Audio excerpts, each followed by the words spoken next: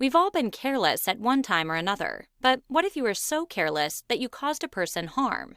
This is something that professionals in the medical industry have to be very mindful of. The public puts their trust in doctors and nurses to not make mistakes that could lead to harm. If an accident happens, depending on the exact circumstances, how the person was involved, and even their profession, they could be potentially liable for negligence or malpractice. Let's figure out how these terms are related and look at some examples. A careless act can lead to a lawsuit for negligence.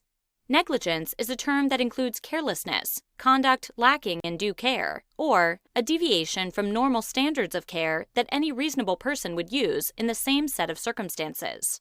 So, in normal person speak, we're saying that the negligent person either took inappropriate action that a reasonable person would have avoided, or failed to exercise appropriate care towards another person that a prudent person would have exercised. In either case, unintentional harm to the victim resulted. In order to prove that someone is negligent, we need to show several things, including the negligent person had a duty to the injured individual or the general public. The negligent person's actions or lack of action was not something a prudent person would have done.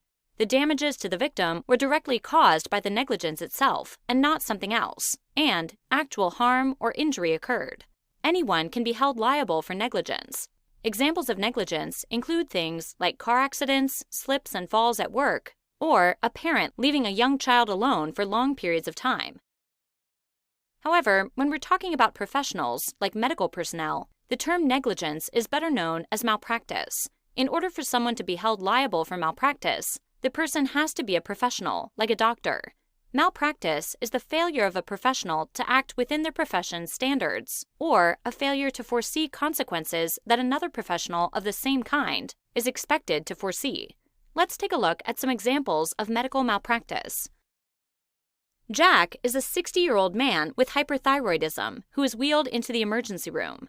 Doctors are unable to diagnose the fact that he has a heart attack because he does not present the textbook signs. Jack ends up dying. Misdiagnoses are a common cause of medical malpractice lawsuits.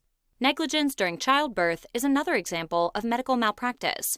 Lucy just gave birth via cesarean section. She later developed a serious infection because the doctor did not notice a loop of her bowel had been perforated, sliced, or cut through during the procedure. Another example of medical malpractice is the prescription of the wrong drug, the wrong amount of a drug, or the wrong frequency of administration. This could seriously harm or kill a patient. This may be the fault of the doctor who writes the prescription, or, in some instances, the nurse who administers the incorrect amount, despite the correct prescription. Famous, albeit very rare causes of medical malpractice include things like leaving a sponge, or sometimes even a metal instrument inside of a person's abdominal cavity after surgery. Let's hope none of this ever happens to you. Let's review. Negligence is a term that includes carelessness, conduct lacking in due care, and a deviation from normal standards of care. It's when unintentional harm occurs to another that would normally have been prevented if the person hadn't been careless. This can apply to anyone, whether a medical professional or not. Malpractice is the failure of a professional to act within their profession's standards, or a failure to foresee consequences that another professional of the same kind is expected to foresee. It's when unintentional harm comes to a patient that should have been prevented had the professional not been careless. Examples are misdiagnosis, failure to notice harmful situation, or prescribing the wrong item, number of items, or frequency of items. Medical disclaimer: the information on this site is for your information only and is not a substitute for professional medical advice.